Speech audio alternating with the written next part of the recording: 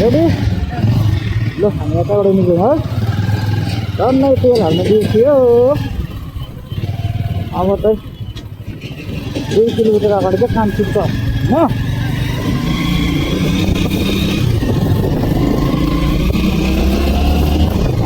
अगाडि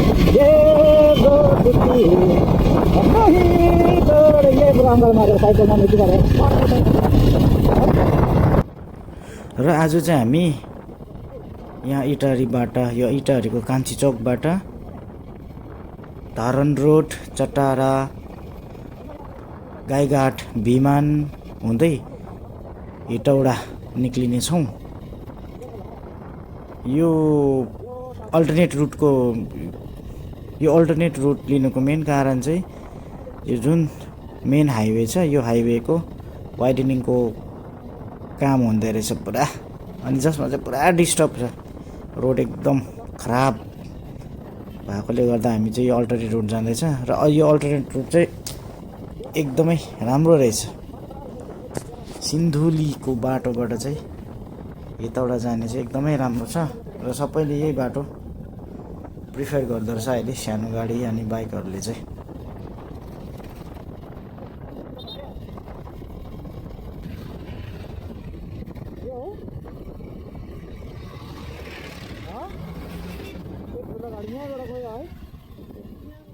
गाईघाट हो रहेछ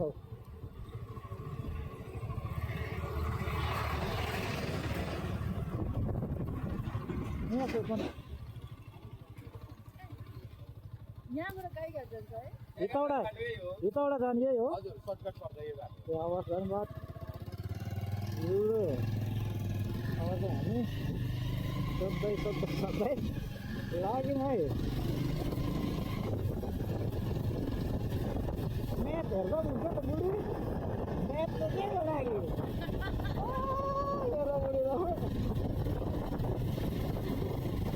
अनि यार म्याप हेर न बुढी कस्तो दिमाग नआएको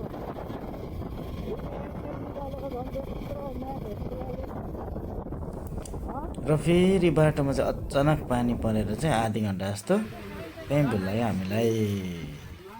त्यसको चाहिँ त्यो जग्गाको अगाडि पनि पाइन्थेन पछाडि पनि पाइन्थेन त्यही मात्रै आधी घन्टा जस्तो जोडले पऱ्यो पानी पनि। भित्रबाट पुग्न आँटेको छ म्याडम पुग्यो नि नभए 20 मिनट जस्तो भयो यहाँ बसेको।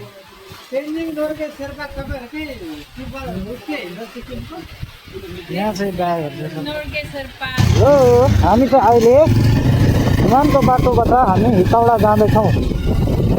गाईघाट हामी पुग्न 7 किलोमिटर छ अनि विमान भएर हामी हेटौडा जाँदैछौँ। यो चाहिँ हाइवे नम्बर 9 हामी मेन हाइवे H1 छोडेर चाहिँ सिधैदेखि 9मा आउँदैछौँ। किन भन्दा चाहिँ H1 चाहिँ देखिहाल्नुभयो कस्तो छ अहिले हालत एकदमै कन्स्ट्रक्सन हुँदैछ वाइडनिङको काम चल्दैछ त्यही भएर यहाँनिर चाहिँ यस्तो ठुलो घाटो छ र सबैले चाहिँ यही बाटोमा प्लान गर्नु भने चाहिँ एकदमै राम्रो हुने रहेछ।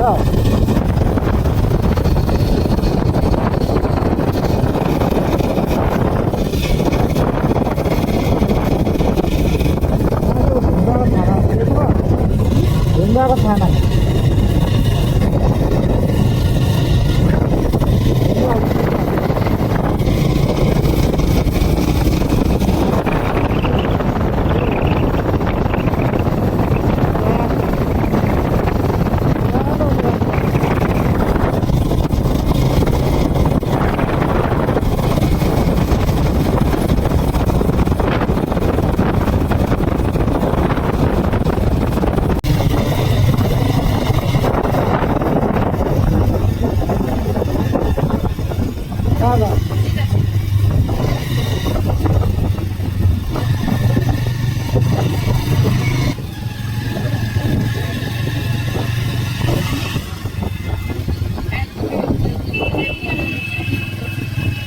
पस्छौँ।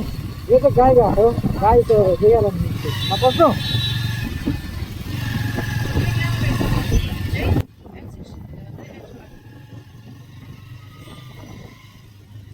र यहाँ चाहिँ मलाई मेरो नेभिगेटरले गुगल म्याप हेरेर मलाई इन्फर्मेसन दिँदैछ यो कहाँ हो र कुन बाटो जानुपर्छ र यसरी नयाँ ठाउँ जाँदा चाहिँ गुगल म्याप चाहिँ एकदमै मोस्ट इम्पोर्टेन्ट हो।